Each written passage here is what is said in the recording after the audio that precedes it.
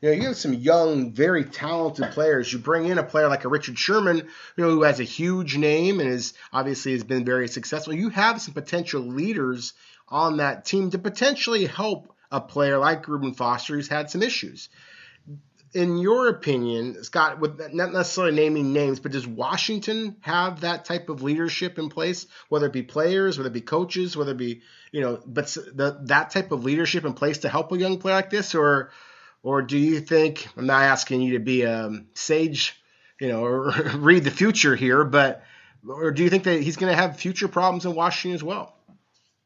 I don't know that. I know the D coordinator and I know the D-line coach very well, Minuski and Tomsula. And they're no BS guys. They're going to get after it. He has to fit in. He has to, because he's wearing out his chances. There's no doubt about it. And, I haven't been there in 2 years, but I know the coaches, and they'll hold him accountable for being a good guy. Now, the ball's in his court. Yeah. If he's gonna step to the plate and do what's right. If you and I walk down the street and hit and did something wrong, yeah, we're held accountable no matter what. He's got to be held accountable, and he's got to take care of his own business. Because if not, then he's going to be in a lot of trouble at the league. No, exactly. And that's where I am hopeful. I'm always going to try and give people the benefit of the doubt and give them opportunities. And, the charges here and the number of charges that we've seen is frightening. But at the same time, I am hopeful that he will get an opportunity. And I am one of the reasons why I'm hopeful, and I mentioned this before, about Reuben Foster. Of course, he went to college in Alabama and then goes across the country, drafted in the 49ers. I like that he's going back all the way across the country. I mean, hopefully get away from potentially some of those negative influences that may have sprouted up in California. Maybe this gives him another opportunity. We'll see. But again, it's obviously now the Washington Redskins issue and Reuben Foster's issue, and they're going to have to try and make it better, for the betterment of themselves and for the league and just for people in general. We kind of shift from one Washington Redskins-centric topic to another one. Unfortunately, today is the 11-year anniversary, tragically, of Sean Taylor, the great safety's death. And so, again, Scott, I mean, going back to your days in Washington, I know that you weren't a part of the Redskins organization when Sean Taylor played there or was drafted there, but of course you were a scout, and Sean Taylor was such a legendary player at Miami, and then, of course, with the Redskins in his brief but glorious NFL career. What do you remember of Sean Taylor? Kind of similar question I asked before about Reuben Foster, but what do you remember of Sean Taylor, the prospect and the player? You know what? Big body safety that was very athletic, could run, could hit, could tackle. He had a couple, same thing, red flags coming out. Yeah.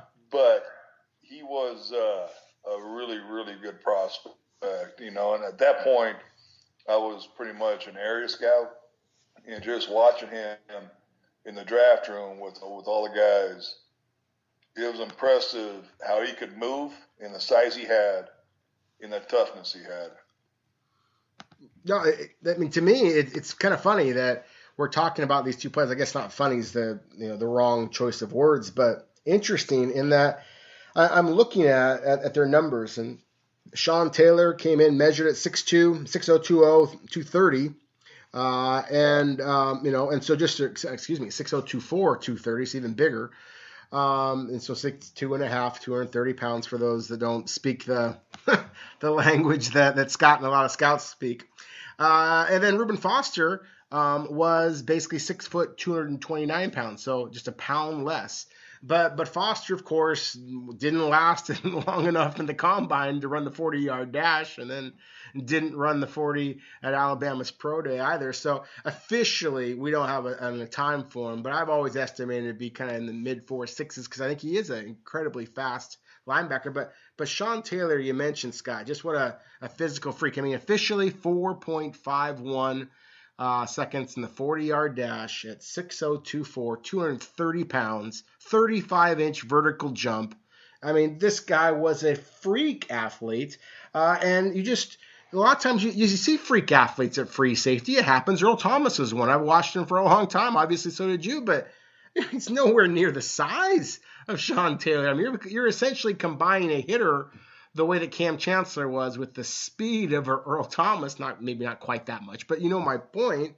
I mean, What a phenomenal player he was, and like you said, he had some off-field issues with Miami, coming into the draft process, but just he played the game the way that I think that that guys like you and I, Scott, probably miss right now, because it was such physicality. They were such an incredible athlete. I mean, I just remember thinking this is one of the elite players in the entire NFL, and he just happens to play safety. He wasn't just the best safety; he was truly one of the top 10, top 15 players in the entire league, in my opinion. Yeah, no, I totally agree. He was one of those guys that you see about every 3 or 4 years, and to watch him play football at a position, it's hard to play. Yeah. And see his size and his movement skills and his toughness was very, very impressive. I didn't know him really well as a person, but when I was in Washington talking with the owner, talking with the president, a special guy, very special guy. And, he didn't get in trouble with Skins whatsoever. But he could change the game as a safety, which is very unique. You can say Earl Thomas does the same stuff, which he does. But this guy was 6'2.5", 230-some pounds. Yeah. And he can play. He could play. And that's so hard to find. Cam Chancellor was a great player, no doubt about it. He couldn't run like that. No. I mean, this guy was unique. This guy could have played corner if he wanted to. Yeah. I mean, that's how special he was as an athlete. And, but as a safety, he had been a perennial all for sure Pro Bowler, and probably NFL chance to be Player of the Year. Yeah. That's how good he was. Yeah, I mean, and think about that. I mean, safeties is the kind of Defensive Player of the Year or Player of the Year. I mean, that's kind of going back in memory. I want to say that Ed Reed won once. Yeah. But that's the caliber. I mean, Hall of Fame player. Obviously Hall of Fame caliber player, obviously only played in the league for, I think it was 5-6 years. So it makes it a little bit debatable whether he, will ever end up playing or making it to the Hall of Fame as far as Sean Taylor goes. But, again, just a remarkable player. Thought that it was important to kind of mention again, his passing, the anniversary of that. And I guess as complimentary as we've been, the one question I would ask is that, do you think that Sean Taylor would be as good in today's era where there's so much more passing? Do you? Yes, no doubt about it. No doubt about it. That guy, he could cover, he could play the run, he had great range, great speed. There's no doubt about it. There's no doubt about it. Well, and that's the thing, is that there's a part of me that feels like he absolutely would, because as the passing game has become more important than his ball skills. I think that, the season, fortunately, his last NFL season, I think he had 5 interceptions in 9 games or something ridiculous. He was leading the NFL when he got hurt.